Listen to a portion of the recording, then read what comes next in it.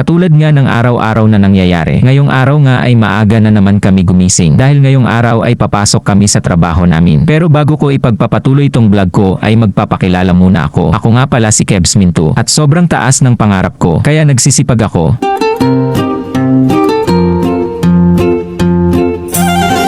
Okay game, ngayong araw nga ay papasok na naman kami sa trabaho. Syempre, kailangan namin lagi magsipag kasi marami kaming pangarap ni Jane na gusto naming matupad. Kaya naman sa paulit-ulit na dumadaan na araw ay paulit-ulit lang din lagi ang routine namin. Gigising ng maaga para pumasok sa trabaho. Tapos uwi kami gabi na. Tapos kinabukasan ay ganun na naman. Pero gaya nga din ng lagi kong sinasabi ay okay lang to dahil naniniwala naman ako na magbubunga din lahat tong paghihirap at pagsusumikap namin. At naniniwala din ako na darating din ang isang araw na maabot din namin ang mga pangarap namin. At pagkatapos ko nga na makapag-asikaso ng sarili ko ay lumabas na ako ng kwarto para sabihin kay Jane na aalis na kami. Nagtitiktok nga pala si Jane dito. Nagpo-focus din kasi siya sa account niya sa TikTok kasi dumadami na din ang mga followers niya. Mag 11k na nga pala ang followers niya sa TikTok. Kaya naman hindi niya pinapalagpas ang isang araw na wala siyang mai-upload na video. Napapasayaw nga dito si Jane sa saya kasi naman patuloy na dumadami ang followers niya sa TikTok. Syempre, kasama na din doon ang pagiging masaya namin dahil sa panibagong umaga na dumating sa amin.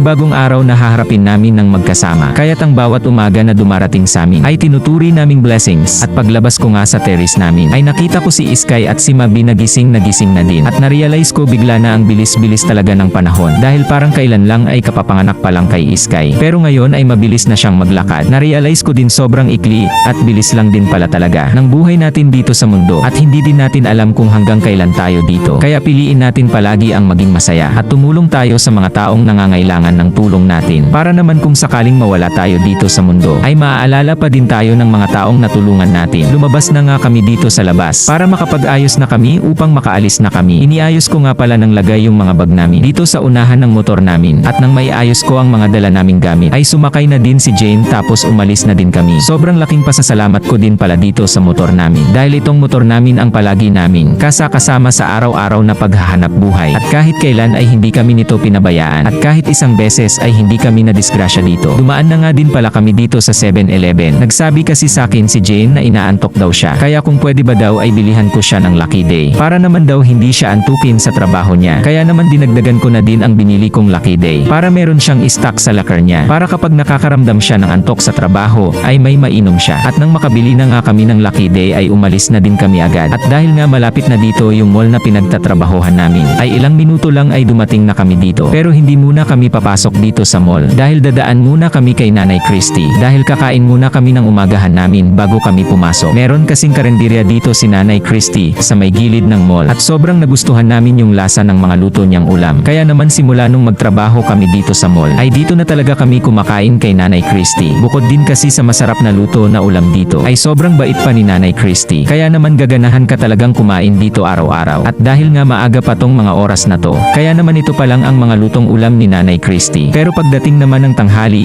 ay nadadagdagan ang mga luto niyang ulam. Pumili na nga kami ng o-orderin namin na kakainin namin. Kaya naman sinandukan na kami agad ni Nanay Christy ng pagkain namin dito. O di ba napaka hands-on talaga dito. Kaya naman sino ba naman ang hindi mawiwiling kumain dito. Fried chicken nga pala ang in-order ni Jane dito. At ginisang gulay na togi naman ang sakin. Bago nga kami magsimula kumain ay nag-sign of the cross muna kami. Pasasalamat na din sa Panginoon dahil sa biyayang pagkain sa amin ngayon. Dahil hindi lahat ng tao ay gaya natin na nakakakain ng 3 beses sa loob ng isang araw. Kaya't wag natin kalimutan ang laging magpasalamat sa puong may kapal sa mga biyayang ibinibigay niya sa atin. Nag-focus na nga kami dito sa pagkain namin dahil sobrang gutom na din kami. Hindi na din kasi namin nagawang kumain ng dinner namin kagabi. Dala na din ng sobrang antok at sobrang pagod sa trabaho. Lagi kasi kaming kulang sa tulog dahil gabing-gabi na kami lagi nakakauwi galing trabaho. Kaya minsan pagpiling namin ay hindi na namin kayang magluto pag-uwi. Ay kumakain na lang kami sa labas. Siguro sasabihin nyo ay magastos pag ganon. Pero wala kaming choice kasi hindi na namin kaya magluto. 10 kasi labas namin sa trabaho. Tapos mga 11 na kami makakauwi sa bahay. Kung magsasaing at luto pa kami ng ulam ay baka 12 na ng gabi kami makakain. Tapos mag-aasikaso pa kami sa bahay